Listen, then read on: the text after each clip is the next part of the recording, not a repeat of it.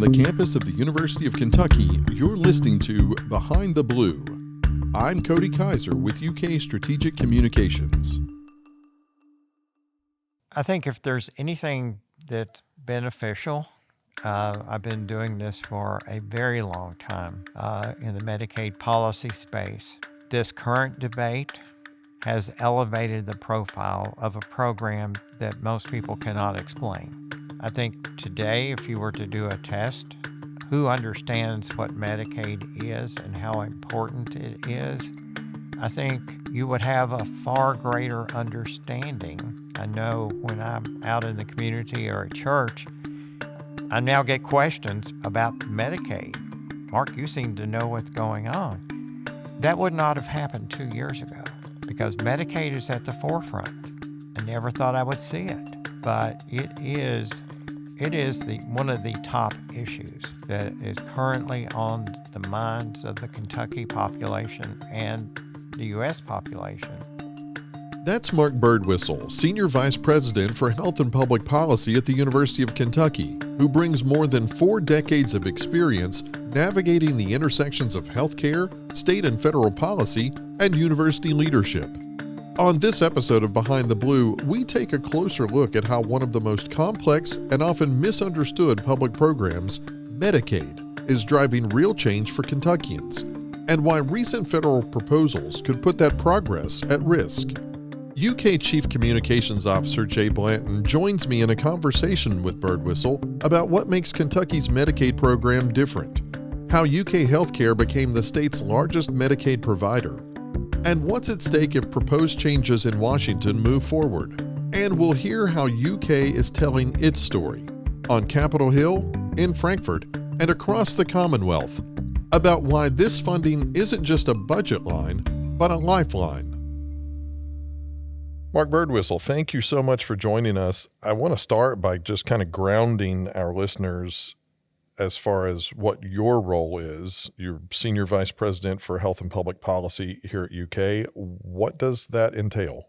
Well, it's a centralized way that the university is coming together to stay on top of all of our legislative activities at the federal and state levels, including what's going on at both the executive branch at the state and federal level as well. We put this office together about a year ago. I think it was July of 2024. We saw at the time there was a need to have one voice speaking for the University of Kentucky.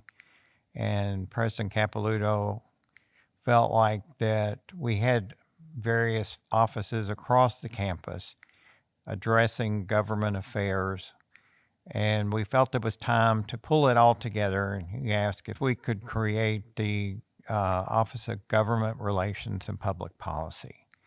And that dovetails very well with my 45-year public service career, both at state government and at the University of Kentucky.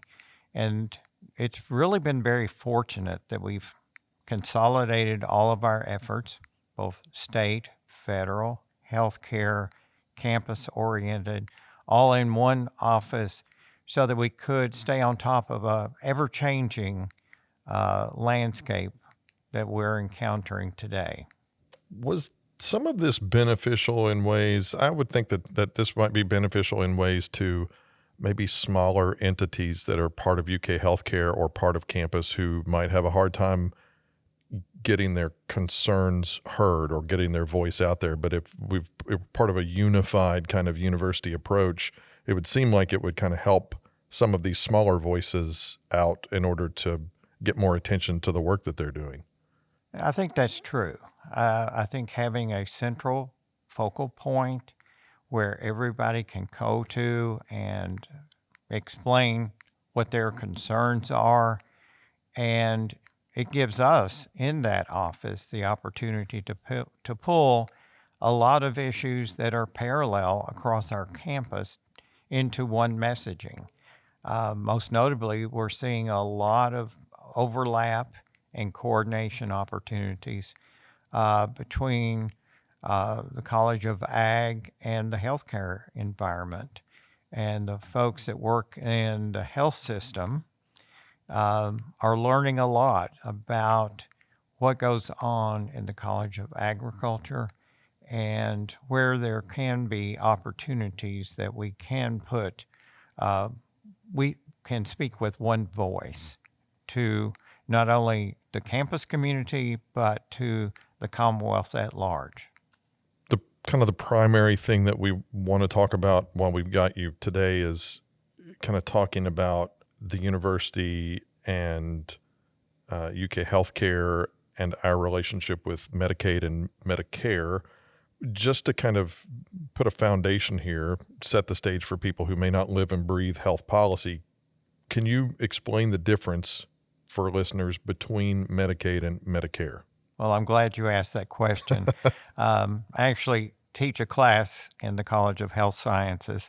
I tell my students that it will be, in order to pass the class, you have to be able to explain the difference between Medicare and Medicaid. And it's a very confusing question to a lot of people. Medicare is typically for elderly and disabled. It is a 100% federal program that is administered by the Centers for Medicaid and Medicare Services within the Department of Health and Human Services at the federal level. To the contrary, Medicaid is a joint federal and state program administered by the state, but it's funded partially with federal matching funds to accompany state appropriations. So it is a joint state and federal program. So that one of the things that makes it so, to me, interesting is every state's Medicaid program is completely different. If you've seen one Medicaid program, you've seen one Medicaid program. They vary significantly by state and federal. The Affordable Care Act, which gave the states options to expand Medicaid coverage to the working poor, is an option. And I think as of today, there are probably only 10 states that have not elected that option.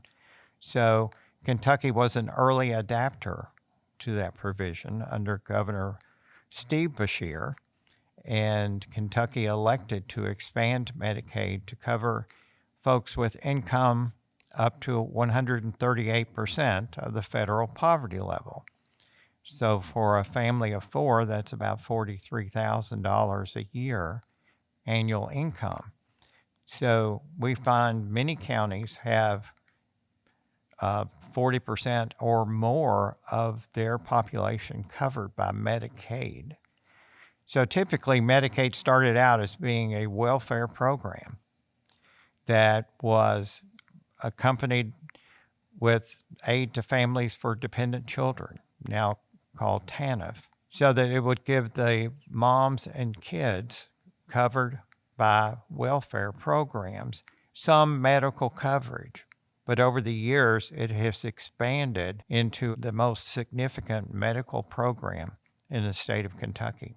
How do these programs, Mark, in particular, particularly Medicaid, impact UK healthcare and the university? Well, the University of Kentucky healthcare system, UK Healthcare, is the largest Medicaid provider in the state of Kentucky. So what happens in Medicaid is very, very important to the university's health system, where about 35% of the patients that come to the university's health system are covered by Medicaid services. So that's why it's been very important to the health system to be very knowledgeable of what's going on, and in many cases lead the policy initiatives to make sure that Medicaid is available for the patients in the Commonwealth of Kentucky.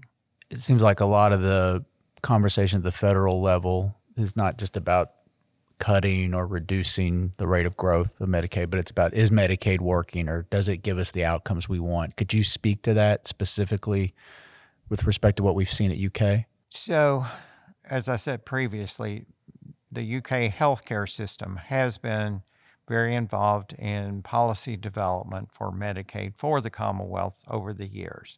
The current environment in Congress right now is very critical of how Medicaid is operationalized. And I think that we're fortunate that in the state of Kentucky, we have been able to focus Medicaid on improving outcomes. This is one of the areas that several states have not leaned into to be helpful in addressing, is Medicaid addressing chronic diseases? Kentucky several years ago adopted a program called Medicaid Directed Payments, which became available by the Medicaid Managed Care Rule of 2016. At that time, hospitals such as UK had been previously receiving supplemental payments because we took care of the poor and the low income. To make sure that we were able to take care of them, hospitals such as UK received supplemental payments to make that possible. Well, the Medicaid Managed Care Rule of 2016 took away those supplemental payments. Instead of having supplemental payments, they created a new category called Medicaid Directed Payments, which were intended to be value-based payments, meaning that these payments were targeted to be linked to improving health outcomes for the Medicaid population. UK was one of the early entrants into that effort. In fact, in fiscal year 20, state fiscal year 20 was the first year of these directed payments, and UK was one of the first of these programs through the Centers for Medicaid and Medicare to enter the program. So I have to say that this entrance into the Medicaid directed payment space has been transformative to our health system. We're now about 5 years into it, and we have remarkable metrics that we have moved over that time period to show that we are addressing the things that are so prevalent in Eastern Kentucky. We're focusing on cancer screening, we're focusing on high blood pressure, other cardiovascular diseases, and a plethora of measures focused at child health, which are very important. Yeah, I'm thinking about the funding and talking about Medicaid in relation to UK healthcare and patients and doing preventative care. But does this also kind of roll over into some of our other areas, like, for example, research or like College of Medicine and some of our health colleges? Do they rely on some of this Medicare funding for training and that type of stuff? So I'm going to catch you there. You said Medicare funding. I did. You're right. So it's one of my pet peeves, people that use those terms interchangeably.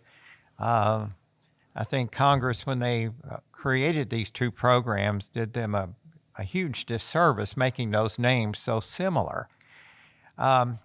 So, yes. So in answer to your question, the College of Public Health, the College of Medicine, and the College of Health Sciences have been strong partners to the health system in helping the health system demonstrate that indeed they are moving that needle. We are moving the metrics in the right direction on prevention and better outcomes for the patients of the Commonwealth.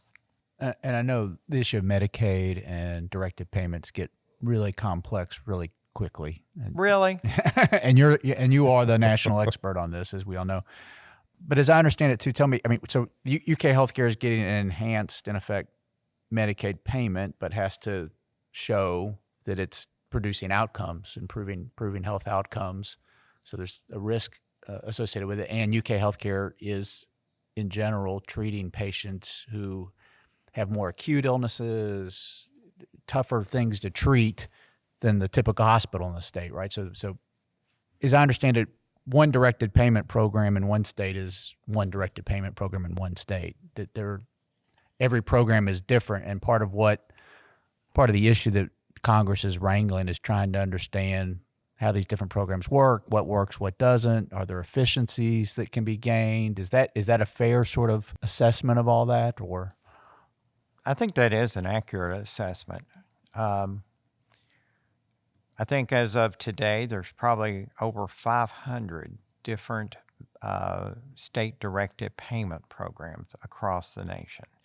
So that's what makes it so difficult for Congress. They see the dollars going out the door, and they're asking the question, what benefit are we getting from all of these dollars? As I said previously, Kentucky was an early adapter to the state-directed payment program. There is a part, the University of Kentucky works in lockstep with the University of Louisville, and we jointly went to the state with a proposal on how we could be the first entrant into this space. And that started with in fiscal year 2020, and we have been in partnership with the University of Louisville together since that time, working on improving outcomes for our patient population. One of the things that I've been telling the members of the congressional delegations is that the model in Kentucky is probably one of the most rigorous, if it's not the most rigorous, in the nation. We have 21 quality metrics that we have to report and to the state and to the federal government, showing how we're improving health outcomes for the patients. Are we focused in the right direction?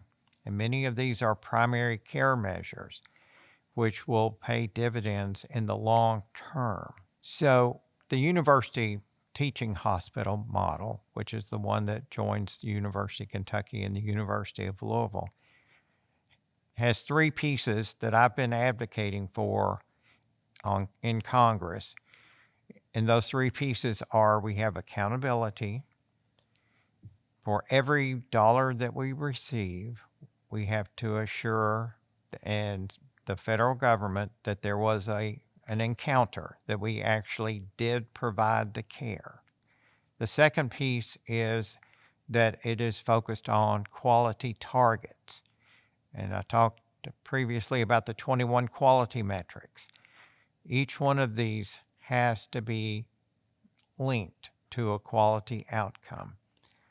And another piece is that 20% of this funding is at risk, which is not insignificant. When you're talking about numbers of the magnitude that we receive, that puts about $170 million a year at risk to make sure, if we don't meet the quality metrics that we have contractually obligated with to the state, then we don't get that extra payment. And that's what has resulted in the university plan being so effective in addressing the quality of care and outcomes for the Medicaid population in the Commonwealth. Now, the other 500 plans, the other 499 plans, I can't say how rigorous those are. And I think that's one of the things Congress is looking at. They see the university plans as having good teeth in it, having successful accountability and quality.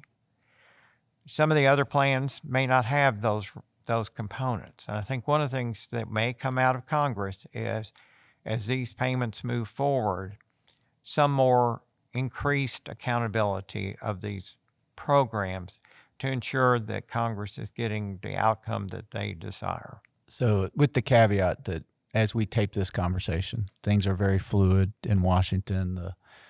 The tax and spend bill as it is being debated, considered in the House. So things could change by the time this conversation appears. But what's the current state of play? What are the issues that are being looked at, particularly with respect to Medicaid, that we're watching most closely that people ought to know about that don't follow this every day? There are several issues that are currently being debated in Washington right now. Many of them relate to the funding for Medicaid expansion for the 40 states that have expanded Medicaid.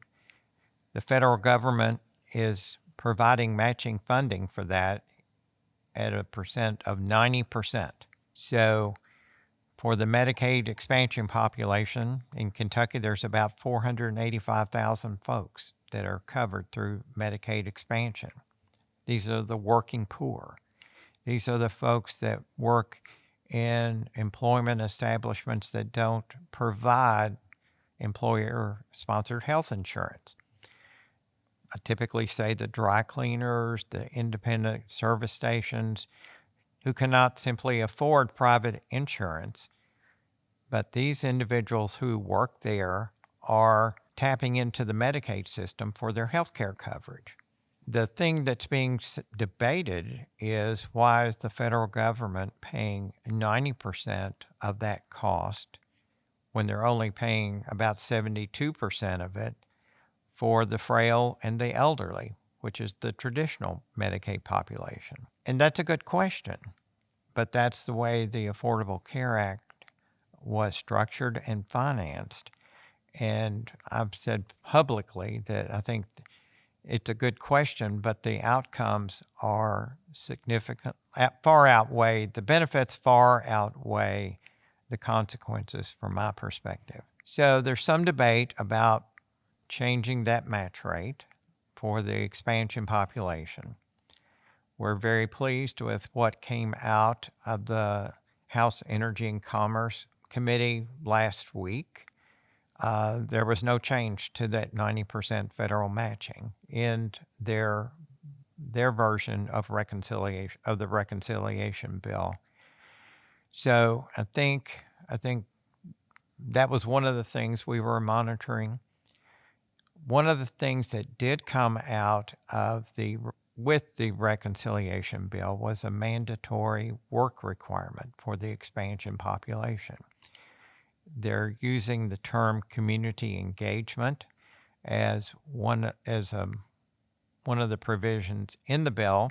It says if you're going to be covered as an able-bodied adult, that it's required that you work or be involved in a community activity a significant amount of your time. So that's something that I see a lot of support for in the U.S. House and the U.S. Senate, but also in the Kentucky General Assembly.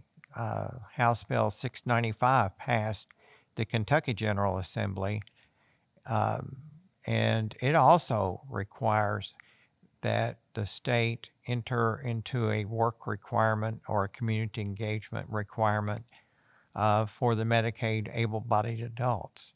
So I think that's probably going to happen, authorized both at the state and the federal level.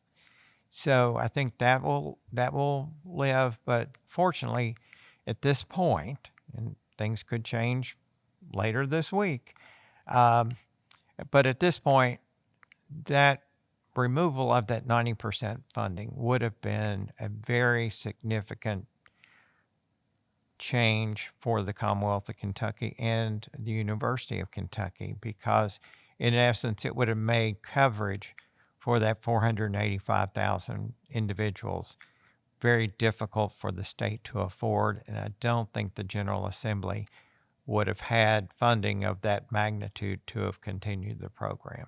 This, in many ways, seems like navigating this space between, the federal government looking at kind of broad brushstroke approaches to reducing Medicaid funding, and we're taking kind of a more trying to take a nuanced path to prove the point behind the programs that we're involved in. When you're talking to people about this and impressing upon them the need for this, what do these changes mean in real terms for Kentucky as far as what happens to patient access and outcomes when this funding is reduced, and even how it might affect like provider availability, medical education pipeline, things like that? That's an excellent question. And in one of the times that I was meeting with the Centers for Medicaid and Medicare Services recently, I was able to demonstrate that because of this funding that has been available to the Commonwealth and to the university, in our fiscal year 2022, UK had to turn away approximately 4,000 potential patients that needed to get care in our facilities. Because we had this funding, we've been able to open additional floors in the Pave Chandler Hospital, and we were able to accept 45% more of those patients. We're still turning away too many people in fiscal year 25 to date. We've turned away 1,800 people. So because of the funding, we've been able to open up access and say yes more times than we were in previous years, which I think is significant. In addition, it has also allowed us to answer the call from health systems and providers across the Commonwealth, particularly in southeastern Kentucky, that need access to specialists. Because of this funding, we were able to finance sending physicians and other providers to remote locations 1 day, 2 days a week, 1 day a month, to ensure access to specialty care in the Commonwealth so that patients get the care that they need closer to home and they don't have to travel to Lexington to get it. So it's been beneficial both on campus as far as increased access to physicians and hospital care, but it's also been beneficial to us in helping our provider partners across the state, ensuring access to care closer to home. Talk a little bit about process. What happens next for people that want to follow this process, and talk up too about maybe the role that particularly members in the Kentucky delegation are playing in it. Well, we're very fortunate that the Kentucky congressional delegation is very well positioned to represent us and represent the patients that we serve. Congressman Brett Guthrie from the Bowling Green area, this term was elected to be the chair of the House Energy and Commerce Committee. And the House Energy and Commerce Committee, it was the committee charged with the oversight and funding responsibility for the Medicaid program. And he has been very receptive to listening to us and the importance that this funding is to the university and to the Commonwealth. Congressman Andy Barr, Congressman Comer, and others have also been very supportive of listening and helping to shape what comes out of the House of Representatives. We have Senator McConnell, who is on the Senate Finance Committee and is very, very open to and very receptive to representing our needs when this reconciliation bill ultimately ends up in the Senate later this week.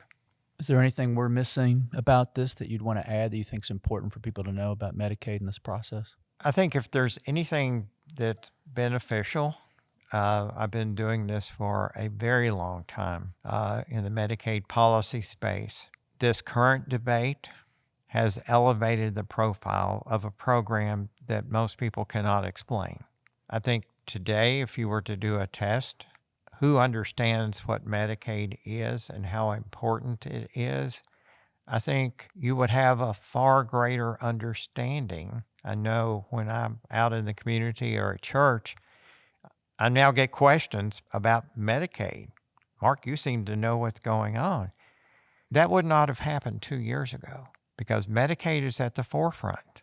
I never thought I would see it, but it is one of the top issues that is currently on the minds of the Kentucky population and the U.S. population, because it's number one or number two in the national debate. If you look at the amount of time that Congress is spending in this arena, it's quite impressive. It's unprecedented, the level of effort that is going to address this. I think they're trying to focus on the spending aspects, but the side benefit, it's also given us a great opportunity to explain the importance of this program and the importance of this program to the University of Kentucky and to the Commonwealth of Kentucky. As we look over the next year or two as these policies evolve, what kind of role do you see UK playing in helping kind of shape things? Are there opportunities like policy windows or innovations that could improve the system other than just us just weathering cuts? I think we've been successful to have a seat at the table. And I would hope that for generations to come, that the work that we have done in the past couple of months will ensure that the university is a thought leader and a policy leader in this particular space. The weeks ahead are going to be very uncertain as all of these issues get debated. But if there's anything I'm really proud of creating this new office of government relations and public policy, we've been successful in getting a seat at the table. And I think the nation is seeing that we've been a thought leader and a policy leader in this space, and I would hope to see that continue in the years to come. Excellent. Is there anything else that you want to mention before we wrap things up? Well, thank you for this opportunity. I think this reinforces my point I made just a minute ago. Medicaid is at the forefront. I've been at the University of Kentucky for 30 years. I think this is the first time I've ever done an interview like this. And I think that's a good example of how this issue is so critical that we're bringing that level of expertise to the forefront. And this is yet another opportunity for the university to lead. And thank you all for making this happen. Mark Birdwhistell, thank you so much for your time. If you're listening, if you want to know what you can do to do your part, I would suggest just staying informed, understanding your own eligibility if it's applicable, and kind of being part of that community conversation to stay aware of what's going on with that. So thank you again, Mark, for your time, and we appreciate it. Thank you. Thanks for listening to Behind the Blue. Behind the Blue is a joint production of the University of Kentucky and UK Healthcare. For more stories about UK and UK Healthcare, visit uknow.uky.edu.